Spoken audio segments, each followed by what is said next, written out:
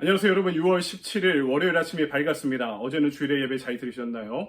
오늘도 하루 한 말씀으로 새로운 하루와 새로운 한 주를 힘있게 함께 출발해 보시기 바랍니다. 오늘 우리에게 주신 말씀은 열왕기하 15장입니다. 1절부터 7절까지의 말씀을 제가 봉독해 올릴까요? 이스라엘 왕 여로보암 제27년에 유다 왕 아마샤의 아들 아사랴가 왕이 되니 그가 왕이 될 때의 나이가 16세라 예루살렘에서 52년간 다스리니라. 그의 어머니의 이름은 여골리아라 예루살렘 사람이더라. 아사랴가 그의 아버지 아마샤의 모든 행위대로 여호와 보시기에 정직히 행하였으나 오직 산당은 제거하지 아니하였으므로 백성이 여전히 그 산당에서 제사를 드리며 분향하였고 여호와께서 왕을 치셨으므로 그가 죽는 날까지 나병 환자가 되어 별궁에 거하고 왕자 요담이 왕궁을 다스리며 그 땅의 백성을 치리하였더라. 아사랴의 남은 사적과 행한 모든 일은 유다 왕 역대 지략에 기록되지 아니하였느냐? 아사랴가 그의 조상들과 함께 잠에 다윗성에 그의 조상들과 함께 장사되고 그의 아들 요담이 대신하여 왕이 되니라. 아멘. 주님의 말씀입니다. 주님께 감사드립니다. 오늘 아침에 우리에게 주신 말씀 가지고 차선에서 만족하지 말고 최선으로 나아가라 하는 제목으로 말씀을 증거하도록 하겠습니다. 오늘 말씀은 유다 왕 아사랴 왕에 대한 이야기입니다. 근데 이 아사랴는요, 우시야로 더 알려져 있는 인물입니다. 16살의 즉위에서 예루살렘에서 52년간 통치하였다. 이렇게 기록이 남아있죠. 이 정도면 웬만한 태평성대가 아니면 지속될 수 없는 왕위의 기간입니다. 이때 남한국 유다가 얼마나 태평성대에 발전한 시기였는지 이 짧은 문장 가운데 가늠해 볼 수 있는 대목이 있죠. 반면에 같은 시대 북왕국 이스라엘은요, 무려 왕이 5번이나 바뀝니다. 군사 구테타에 의한 왕위 찬탈이 계속해서 반복되는 역사의 시절이었죠. 그에 비하면 유다 왕국은 축복의 시대였습니다. 정치, 경제, 문화 모든 분야에서 다윗 왕조의 버금가는 아주 찬란한 시기가 다가오게 되었던 것입니다. 심지어 블레셋과의 전쟁에서 승리해서 영토도 확장했습니다. 말씀을 계속 읽어보면 블레셋 땅에 유다의 성읍을 건축하기도 했던 왕이 아사랴 왕이었습니다. 주변 나라 암몬이 조공을 바치기도 했습니다. 이 이스라엘을 끊임없이 허리에 가시처럼 괴롭히던 두 민족이 모압과 암몬이었는데요. 이 암몬을 제압하고 암몬의 조공을 받는 이 군사적인 승리를 계속해서 거두었던 모양입니다. 우시야 왕의 위세가 이집트 변방까지 미쳤다. 왕의 통치력이 이집트 근처까지 미치게 되었다는 뜻입니다. 성경은 이런 우시야 왕에 대해서 역대기하 26장을 보면은 기이한 도우심을 얻어 강성하여짐이라 이렇게 기록하고 있습니다. 기이한 도우심, 하나님의 특별하신 은총을 받은 왕이다 라고 기록해 놓고 있는 거죠. 오늘 말씀은 먼저 최선이 아니라 차선을 통해서도 복을 주시는 하나님의 은혜를 우리에게 알려주고 있죠. 52년간 나라를 통치하면서 강대한 나라를 건설했던 이 우시야 왕의 시대가 주는 교훈이 있죠. 3절과 4절입니다. 아사랴가 그의 아버지 아마샤의 모든 행위대로 여호와 보시기에 정직히 행하였으나 조건적인 긍정평가죠. 오직 산당은 제거하지 아니하였으므로 백성이 여전히 그 산당에서 제사를 드리며 분향하였고. 무슨 말씀입니까? 하나님 보시기에 이 아사랴, 다른 이름으로 우시야로 불렸는데 이 우시야 왕은 최선의 왕은 아니었다는 것입니다. 차선의 왕이었습니다. 하지만 유다의 왕들 중에 대표적인 선한 왕, 선왕 중에 한 사람입니다. 하나님 보시기에 정직히 행하기는 했습니다. 하지만 여전히 하나님 보시기에 한계가 있죠. 왜냐? 백성들이 우상을 숭배할 수 있는 그 빌미를 완전히 제거하지 못한 거죠. 산당입니다. 산당을 제거하지 못하고 남겨둔 겁니다. 안 한 게 아니라 못한 겁니다. 지난번에 말씀처럼 풀뿌리 민주주의 이런 표현을 많이 쓰죠. 이 산당 신앙은 우상 숭배와 여호와 신앙이 결합되어 있는 산당 신앙은요, 풀뿌리처럼 백성들 한가운데 자리 잡고 있어서 웬만한 개혁운동으로 개혁되지 않는 요소였습니다.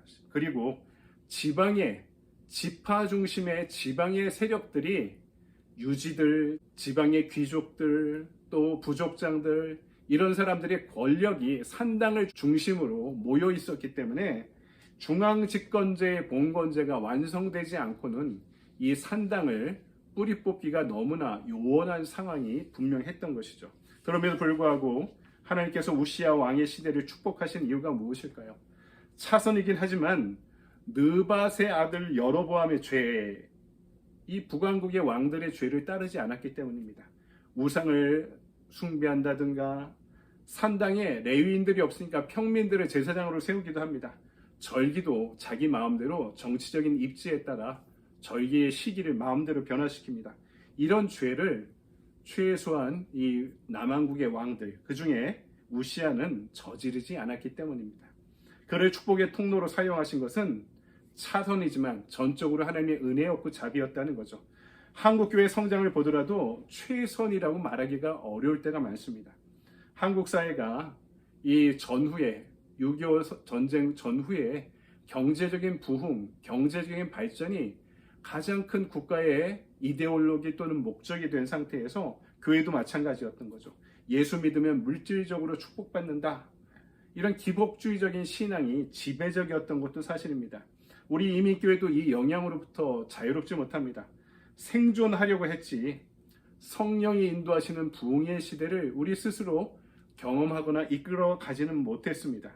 이 땅에 하나님의 나라가 이루어지는 것보다 내 교회의 부흥, 내 가정의 행복이 제일이라 생각하며 살아왔습니다. 최선이 아니었습니다. 차선에 불과했습니다. 그럼에도 불구하고 이런 우리를 인도하시고 축복하신 것은 전적으로 하나님의 은혜가 분명합니다. 두 번째, 우리의 기준을 다시 높여야 됩니다. 차선에 만족지 않고 최선의 길을 계속해서 찾아가야 된다는 이야기입니다. 열왕기서와 역대기에 나오는 왕들의 치적에 대한 하나님의 평가, 성경의 평가를 보면은 변함없는 기준이 있습니다. 구약 성경에 나온 왕들은요, 정치, 경제, 문화적인 관점에서 그들의 치적을 평가하지 않습니다. 단 한 가지 주요한 관점이 있다면 하나님과의 관계에서 어떻게 정치했느냐, 어떻게 나라를 다스렸느냐, 이것이 신명기적 역사가의 관점이라고 성경에서 이야기하는데, 이런 관점이 성경이 이 왕을 평가하는 절대적이고 유일무이한 기준이 분명합니다.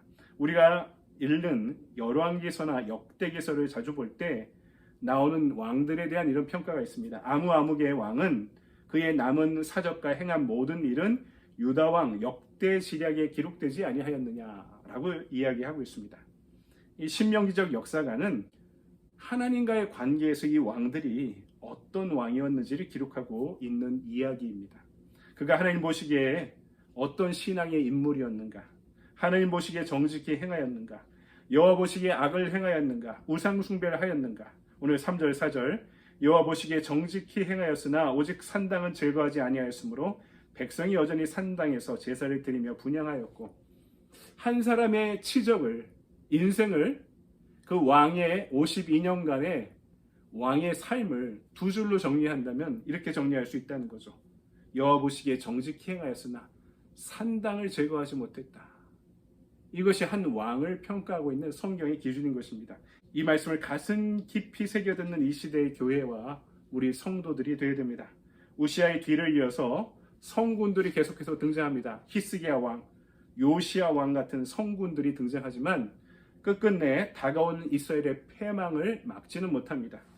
타이밍이 중요합니다. 아마도 그 마지막 타이밍이 이 우시야 왕이 아니었을까요?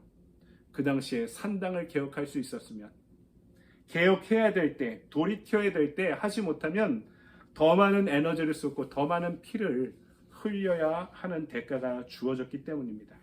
그래서 오늘 우리의 시선은 차선으로 내가 받은 은혜에 만족하면 안 됩니다. 내가 구원받음에 만족하면 안 됩니다. 빌립보서 2장에 바울이 이야기했듯이 구원받은 자는 그 구원의 완성을 위해 날마다 두렵고 떨리는 마음으로 하나님 앞에 서야 되는 것입니다. 이 땅에 세워진 교회는 죽어가는 영혼들을 구원해야 됩니다. 이것이 개인 구원이죠. 하지만 이 시대가 하나님의 진리와 공의가 강물처럼 흐르는 그런 사회로 만들어야 되는 사회 구원의 소명도 우리에게 주어졌다는 것입니다. 나 자신의 개혁과 시대의 개혁을 완성하기 위해서 내가 구원받고 교회 다니는 것에 이 차선의 은혜에 만족하지 않고 하나님이 우리에게 원하시는 그 소명 안에서 최선을 찾아갈 수 있는 저와 여러분의 신앙의 길이 되기를 주님의 이름으로 간절히 축원드립니다. 아멘. 적용의 질문입니다. 내가 구원받음에 만족하지 않고 구원의 완성을 위해 경주해야 할 영역은 무엇입니까? 여러분 차선으로 살지 말고 최선을 찾읍시다. 구원의 완성을 위해 경주해야 될 영역, 나의 부르심의 영역이 무엇인지 교회 안에서 그리고 이 사회 안에서 그 영역을 찾은 사람은 소명을 발견한 사람이죠. 그 소명 안에서 우리의 최선을 다해갈 수 있는 저와 여러분의 신앙의 길이 되길 바랍니다. 오늘도 이 말씀 안에 여러분 승리하십시오. 감사합니다.